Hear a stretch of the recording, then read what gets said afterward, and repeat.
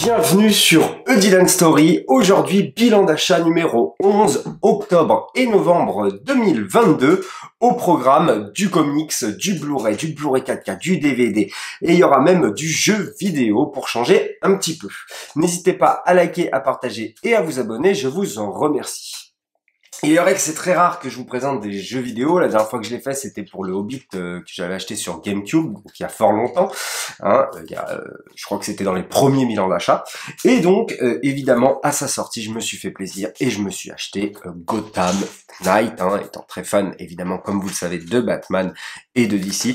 Je n'ai pas pu passer à côté de cet opus, qui est un opus réalisé par Montréal Warner Games, qui avait déjà d'ailleurs fait un Batman, c'était Batman... le Batman un peu spin-off là de la trilogie Batman Arkham, c'était Arkham Origins, où ça se passait à Blackgate. Et donc c'est les mêmes développeurs qui font celui-ci, donc comme vous voyez en steelbook et en day one. Alors qu'est-ce que j'en pense? Je ne l'ai pas encore fini, mais j'adore vraiment ce jeu. Franchement, je vais pas vous cacher mon plaisir. Je kiffe me balader dans ce Gotham. En plus, il y a différentes manières de se balader. Mais c'est vrai que j'adore être dans cet univers-là, croiser des personnages que je connais et que je maîtrise. Exemple, je sais pas, René Montoya, voilà, qu'on peut croiser. Donc c'est vrai que c'est vraiment sympathique. Cela dit, je pense que si ça ne serait pas Gotham, ça serait très vite redondant, parce que je trouve que c'est un petit peu comme Mafia 3. Et Mafia 3, oui, c'est vrai que c'est l'un des pires jeux, franchement, bien que je l'ai fini. Mais Mafia 3, vous savez, il fallait aller démonter soit la mafia, soit les bandits, etc. Et en faisant à peu près toujours les mêmes missions. Et là, c'est un petit peu pareil finalement, où faut aller défoncer les parias, ou les sbires de Harley Quinn, etc., ou de Mr. Freeze. Et c'est vrai que les missions sont un petit peu redondantes. Alors ça, c'est les missions, évidemment, secondaires, parce qu'il y a quand même les missions principales, où là, c'est un petit peu différent. Mais c'est vrai que ça peut vite être redondant, mais moi, comme j'aime beaucoup l'univers, c'est plutôt cool. Et ce qui est bien aussi, c'est la jouabilité, puisque moi, je croyais qu'on en choisissait qu'un personnage et c'était définitif. Maintenant, ce qui est bien, c'est qu'on peut alterner entre chaque personnage. Bien que, je sais pas vous, mais moi, j'ai décidé de jouer plus qu'avec un seul personnage, puisque c'est vrai que j'ai eu mon petit chouchou et je pense que ça fait cet même effet-là pour plusieurs personnes. À mon avis, je suis pas le seul à jouer avec qu'un seul personnage. Et moi, pour le coup, après les avoir tous testés, c'est vraiment Robin. J'allais dire Red Robin, mais non, parce que c'est Robin dans le jeu. D'ailleurs, c'est assez bizarre d'avoir choisi Tim Drake pour Robin, alors que t'aurais pu choisir Damian Wayne, en sachant en plus que tu fais interagir régulièrement Talia al Ghul. Donc c'est un petit peu bizarre de ne pas avoir choisi Damian Wayne. Et puis si tu choisis Tim Drake, autant personnellement le faire en Red Robin que en Robin. Bon, ça se joue à pas grand chose, mais bon, c'est comme ça. Sinon Batgirl est très cool, Dick Grayson aussi dans le personnage de Nightwing. Évidemment il y a Jason qui fait Red Hood, qui doit être joué par énormément de monde, je pense. Donc voilà, franchement je kiffe. La durée de jeu est franchement assez longue, j'ai toujours pas fini le jeu et pourtant je le squatte, mais c'est vrai que je m'attarde beaucoup sur les missions secondaires et je me balade pas mal. Donc voilà, il y a pas mal de petites choses à faire dans ce Gotham et l'histoire est fort sympathique, donc je vous le conseille fortement. Évidemment, ce n'est pas non plus à la hauteur d'un Batman Arkham, enfin en tout cas pas pour le moment à mon goût, mais ça reste de très bonne qualité. C'est tout pour les jeux vidéo, Le prochain sera sûrement Harry Potter, d'ailleurs un petit spoiler, mais c'est vrai que celui-là je l'attends avec impatience aussi. J'enchaîne ensuite avec du DVD, le seul et unique DVD de ce bilan d'achat. Alors après il y aura du Blu-ray évidemment et du Blu-ray 4K. C'est Southland Tales de Richard Kelly. Richard Kelly qui est le réalisateur de quel film déjà il s'appelle le film? Il avait fait un film, Richard Kelly. Bref, c'est le réalisateur de Donnie Darko, qui est un film qui avait été réévalué après. D'ailleurs, c'est un petit peu son seul film qui a bien été reçu par la critique, on va dire, et encore, je crois, quelques années plus tard. Et donc là, on est sur un film avec The Rock. D'ailleurs, c'est assez marrant parce que c'est pas encore Dwayne Johnson dans la boîte. The Rock était plus connu que Dwayne Johnson, hein, que son vrai nom, mais son nom de catcheur vendait plus, hein, et c'est assez marrant de voir ça pour cette époque-là, donc c'est un acteur que j'apprécie beaucoup. Et aussi on a Sean William Scott, et c'est vrai que ça c'est un autre acteur que j'aime beaucoup, hein, qui est l'acteur principal des American Pie, Stifler, et donc je voulais le voir dans un film. Est-ce que c'est plutôt sérieux, est-ce que c'est plutôt comédie? Bah je ne sais pas encore trop à quoi m'attendre, puisque le speech me laissait assez voilà. Alors, Californie 2008, une attaque nucléaire a précipité l'Amérique dans la Troisième Guerre mondiale. Face à la pénurie de carburant, la compagnie élabore un générateur d'énergie impuissable qui altère la réalité et va bouleverser le destin de l'humanité tout entière. Donc voilà, une espèce d'équipe qui va essayer de sauver le monde. D'ailleurs, il y a Justin Timberlake, mais bon, il m'a jamais trop convaincu en tant qu'acteur, et Sarah Michelle Gellar. Donc, à voir, je sais qu'il est pas trop bien critiqué le film, mais franchement j'ai hâte de le découvrir et hâte de voir ces personnages dans un film qui a l'air plutôt sérieux, j'ai l'impression, donc hâte de découvrir Southland Tales que je n'ai pas encore vu. J'enchaîne ensuite avec du Blu-ray, avec l'un de mes films préférés de cette année. Vous verrez en quelle position il est à la fin de l'année, évidemment. C'est Black Phone, voilà, un film d'horreur avec Ethan Hawke, hein, réalisé par le réalisateur de Sinister. Et franchement, j'ai vraiment adoré ce Black Phone. Je l'ai trouvé vraiment, on est vraiment tendu devant ce film. C'est pas juste des bouts, il y a une vraie ambiance. D'ailleurs, c'est tout sauf des bouts, j'ai envie de vous dire. Et c'est vraiment une ambiance de malaisance et de terreur, je trouve. Et Ethan Hawke fait vraiment flipper. Et voilà, il joue hyper bien. Et le gosse aussi joue hyper bien. Donc voilà, franchement, je ne pouvais pas passer à côté. Surtout qu'il est sorti pour pas cher, bizarrement. Je sais pas pourquoi, d'habitude, il sort à 25 €. Là, il était à 16 €. Donc je me suis dit, allez, je vais le prendre. Alors, édition collector, pourquoi je ne sais pas. En tout cas, je sais qu'il y a pas mal de bonus, donc voilà. Je l'ai pas encore regardé, mais j'ai hâte de me le faire. Mais en plus, je pense que quand je vais le regarder, je ne vais pas hésiter à regarder les bonus derrière. Voilà. D'ailleurs, c'est le réalisateur aussi du premier Doctor Strange. Pas étonnant d'ailleurs qu'ils prennent un Sam Raimi après, un réalisateur de films d'horreur aussi, hein, et puis de Spider-Man évidemment. Donc voilà. C'est pas si étonnant que ça, voilà. Donc, puis un film de Blumhouse, hein, voilà, grande compagnie de production, généralement, on sait qu'on va flipper quand le film commence et qu'il y a ça. Voilà, voilà.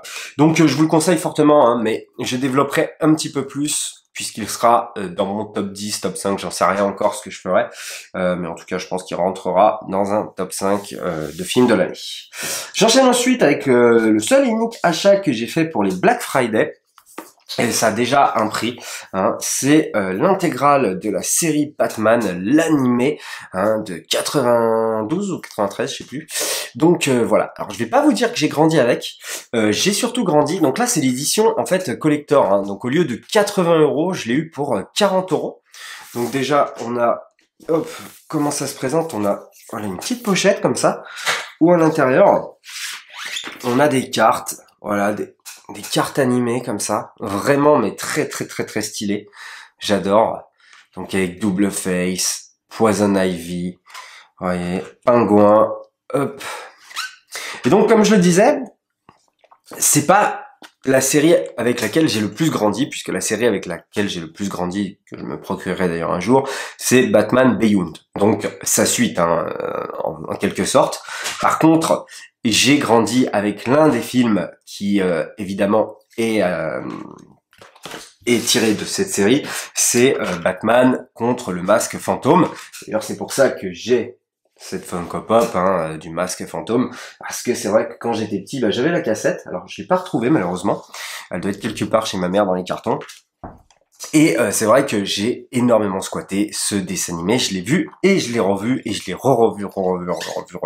Alors évidemment j'ai dû regarder quelques épisodes de Batman, la série animée de 92-93, je sais plus, mais c'est vrai que ça m'a moins marqué que Batman Beyond. Ou Batman Beyond, je sais que j'ai vraiment regardé. Et l'avantage, du coup, dans cette édition Limited Deluxe, déjà, qu'elle est magnifique. Le deuxième avantage, c'est vraiment que il y a justement deux animés, donc Batman Sub-Zero, voilà, le premier film d'animation qu'il y a, que je n'ai jamais vu, donc que je vais pouvoir découvrir, et apparemment c'est un excellent film d'animation, et il y a aussi, évidemment, Batman, le fantôme masqué en Blu-ray, et je ne le possédais pas dans ma collection, donc je me suis dit, allez, je fonce. J'ai commencé à regarder évidemment la saison 1, et je vous cache pas que c'est un vrai kiff, c'est vraiment très très très bien fait au niveau de l'animation, les dialogues sont juste ouf, la VF, hein, je regarde en VF, la VF est incroyable, le Joker fait vraiment flipper, et donc voilà, j'ai commencé, et puis c'est vrai que bah, le coffret il est juste magnifique, regardez-moi ça, et puis il y a de quoi faire quoi, hein, je veux dire, voilà, là je vais pouvoir me taper du Batman à foison, donc franchement un vrai kiff, et donc pour le Black Friday sur Amazon, au lieu de 80 €, vous pouvez le trouver à 40 €. Il y a une autre promotion aussi avec le coffret normal, donc c'est-à-dire sans les cartes réfléchissantes, mais bon, ça c'était vraiment un plus. Moi, ce qui m'intéressait surtout, c'est qu'il y avait les 2 films d'animation en plus et le magnifique coffret, et donc il n'y a pas les fameux cartes réfléchissantes. Et il n'y a pas non plus les 2 films d'animation dans la version normale. Et au lieu de 60 €, vous pouvez la procurer pour 30 €. Donc à vous de voir, mais en tout cas je trouve que c'est un magnifique coffret. Et donc voilà, une vraie découverte ou redécouverte, bien que je n'avais pas tout vu, ça c'est une certitude. Mais en tout cas franchement, un coffret vraiment de toute beauté. Et 40 €, je regrette vraiment pas de les avoir mis, au lieu de 80, je le rappelle, pour le Black Friday. C'était l'unique achat hein, du Black Friday, et voilà pour ce qui en était des Blu-ray. J'enchaîne avec un Blu-ray 4K pour du coup recompléter ma collection de Marvel. Hein. J'ai revendu tous mes Marvel en fait en Blu-ray pour la petite histoire, pour me les procurer en 4K, mais contrairement au DC, j'ai envie de me faire plaisir et j'ai envie de me les procurer en 4K Steelbook. Donc la plupart j'aimerais les avoir en version Mando, mais j'ai regardé un petit peu et il y en a qui sont pas très très beaux finalement en Mando, hein, bien que bah voilà, lui par exemple est magnifique. Donc j'ai décidé juste de me dire, allez, j'essaye de tous les avoir en Steelbook, ça prendra le temps que ça prendra, attention, parce que c'est vrai que c'est de l'argent. Là je l'ai trouvé, hop, voilà, Iron Man en 4K Steelbook. Donc je l'ai pris parce que bah, on va se faire un live avec mon cousin. En fait, à chaque fois qu'on finit une phase, en fait, on va regarder tous les films du MCU ensemble, et à chaque fois qu'on finit une phase, on va se mettre en live pour en discuter. Et donc Iron Man n'est pas sur Disney+, donc je me suis dit allez, autant se le procurer le plus rapidement possible. Alors je l'ai eu pour... Je me rappelle plus si je l'ai eu pour 20 € je crois sur le Bon Coin. Il me semble une vingtaine d'euros en tout cas sur le Bon Coin. Donc ça reste très correct. En plus c'est bourré de bonus. En plus le Blu-ray ne marche pas, c'est un Blu-ray défectueux de M6, hein, donc j'étais obligé de me procurer cette version 4K puisqu'il n'est pas sur Disney+ non plus. Et donc voilà, je me suis dit allez, je me lance. En plus j'ai été voir l'édition Mando, elle n'est pas très belle, elle est seulement en VO. Ça me dérange pas trop, encore à la limite, je connais le film par cœur, donc ça me dérange pas de le regarder en VO. Mais franchement, je trouvais l'édition vraiment pas très très belle. Donc je me suis dit, allez, je vais plutôt partir sur ce Steelbook. Et donc voilà, un magnifique Steelbook en 4K. On ne l'a pas encore vu, mais ça ne serait tardé qu'on démarre notre petit run sur le MCU et qu'on vous fasse un retour à chaque fin de phase.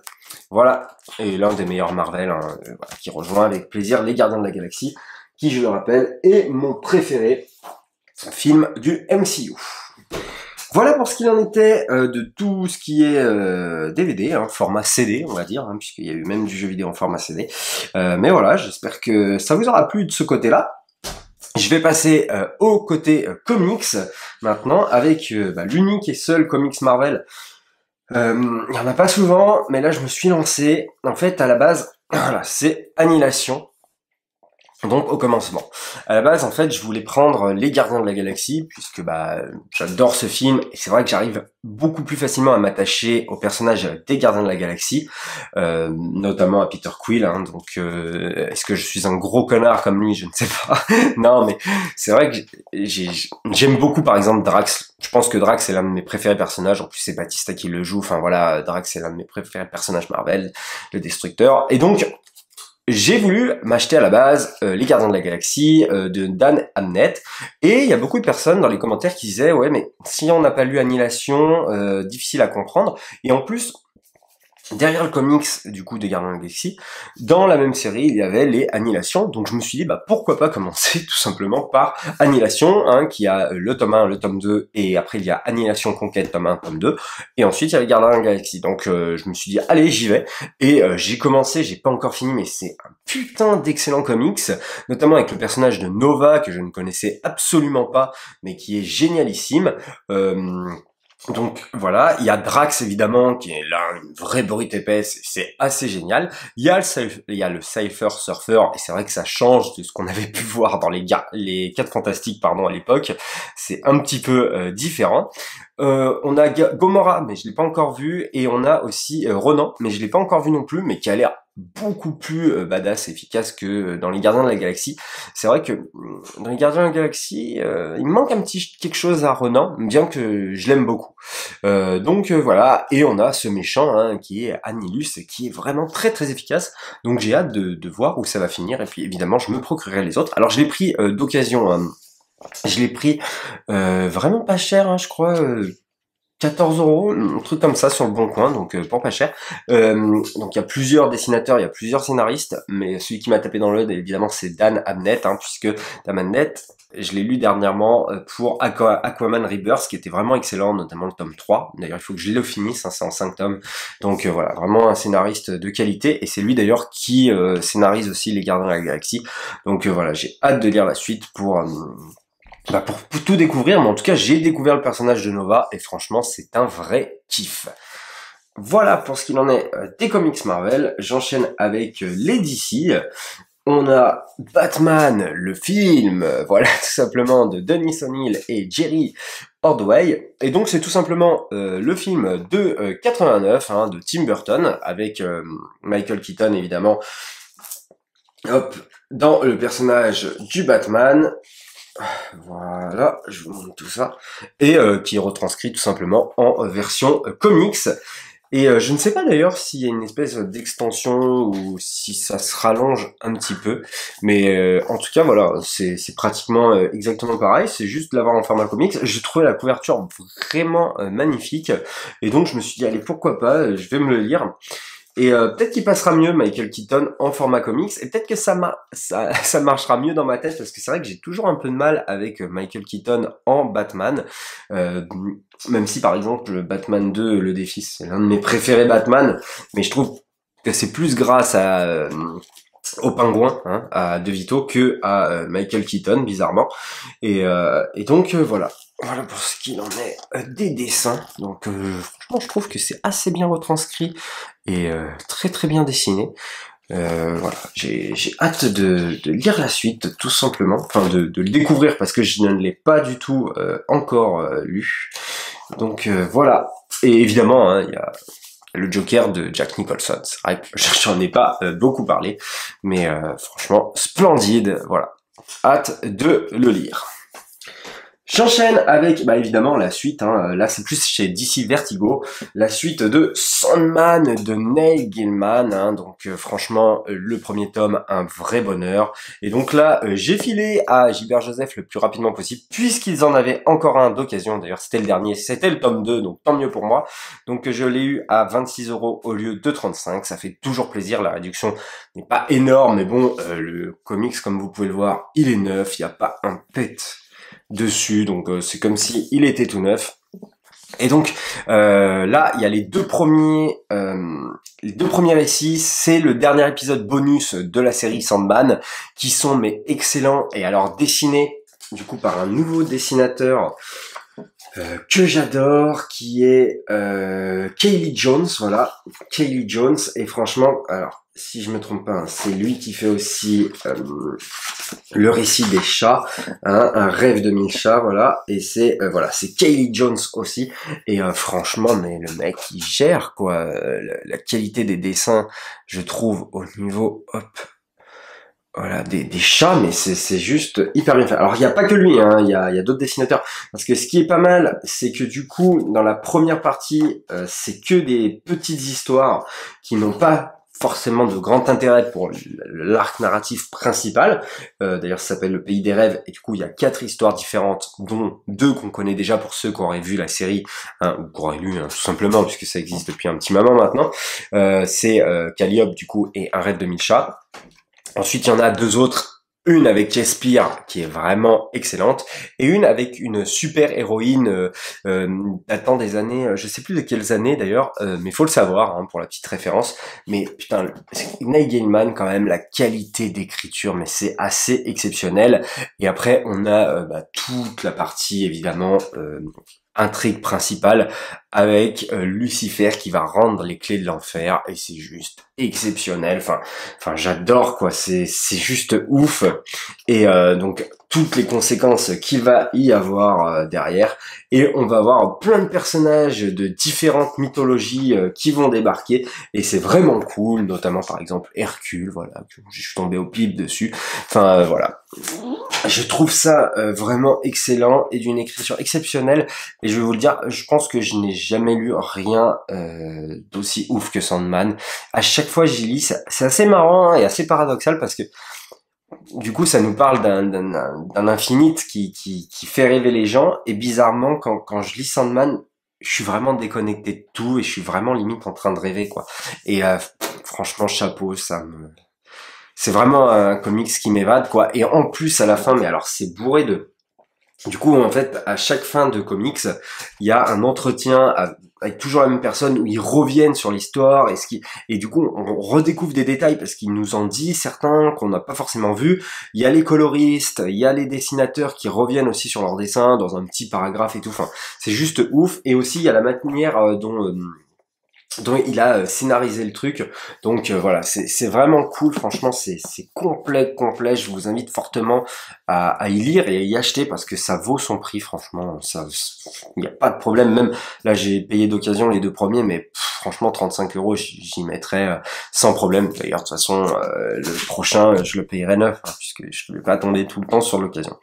Voilà. Et ensuite, pour finir, on retourne chez DC et chez Batman, avec Gotham Central, hein, donc qui va parler des flics de Gotham. Et c'est assez intéressant, puisqu'on va interagir entre ces flics qui vivent avec des méchants assez foufou, quoi, hein. On a Mr. Freeze et Double Face qui vont intervenir, hein, donc avec Harvey Dent, et aussi qu'est-ce que c'est de vivre dans l'ombre de Batman, où Batman tire un petit peu la lumière de chaque flic. Et on a aussi évidemment le grand Greg Rucka, qui c'est vrai a quand même 20 ans à chaque fois d'avance sur tout le monde, hein, 20, 25 ans d'avance, 30 ans, sur notamment la question de l'homosexualité, hein. Greg Rucka, je rappelle, c'est celui qui avait fait aussi Batwoman, dont j'ai lu que le premier pour le moment, mais j'ai hâte de découvrir la suite, encore plus maintenant que j'ai lu ça, qui est ouf. Et du coup, où il y a le personnage de René Montoya, hein, qui existait déjà, sauf que là, il lui met un petit peu une backstory, où justement elle est lesbienne, elle s'avère lesbienne, et toutes les questions que ça va engendrer derrière, auprès de ses collègues, auprès de ses parents, auprès de son frère, etc. Et voilà, c'est hyper bien écrit, franchement, chapeau. Gotham Central, je le conseille à tout le monde. En plus, on interagit évidemment avec des personnages plutôt emblématiques, des flics. En plus, c'est plutôt bien fait, parce que voilà, on a, j'aime bien ça, c'est qu'on a cette petite carte, parce que c'est vrai qu'au début on est un petit peu perdu, il y a beaucoup de flics, beaucoup d'inspecteurs, etc. Alors, il y en a des plus emblématiques que d'autres, évidemment, surtout les 2 derniers qui ont été mis en place par Jim Gordon, donc Marcus Driver et Josie McDonald, et évidemment on a aussi René Montoya. Ça, c'est franchement ceux qu'on verra le plus, peut-être aussi le partenaire de René Montoya, Crispus Allen. On voit tout le monde, hein, mais c'est vrai que c'est eux qui nous marquent vraiment, je trouve, par rapport aux autres. Et donc voilà, on est encore une fois, un petit peu comme on a commencé cette vidéo avec Gotham Knight, c'est que voilà, on se balade dans l'univers de Gotham, et moi ça c'est quelque chose que j'adore fortement, donc j'ai hâte aussi de découvrir la suite. Et celui-là aussi, je l'ai trouvé d'occasion à Gilbert Joseph, pour 18 € quand même. C'est un livre qui vaut qui vaut 24,9, et c'est vrai que j'ai pas mal hésité, parce que il était un petit peu abîmé sur la tranche, tout ça. J'ai vraiment hésité, puis finalement je l'ai pris quand même. Je me dis, bon, quand même, 6 € de moins, c'est toujours ça, d'économiser. Voilà pour ce qu'il en est du bilan d'achat du mois d'octobre et novembre 2022. J'espère qu'il vous aura plu. N'hésitez pas, vous, à me dire dans les commentaires qu'est-ce que vous avez acheté pour le mois d'octobre et de novembre. Likez, partagez, abonnez-vous comme d'habitude. Je vous remercie et nous on se dit à la prochaine pour une prochaine histoire.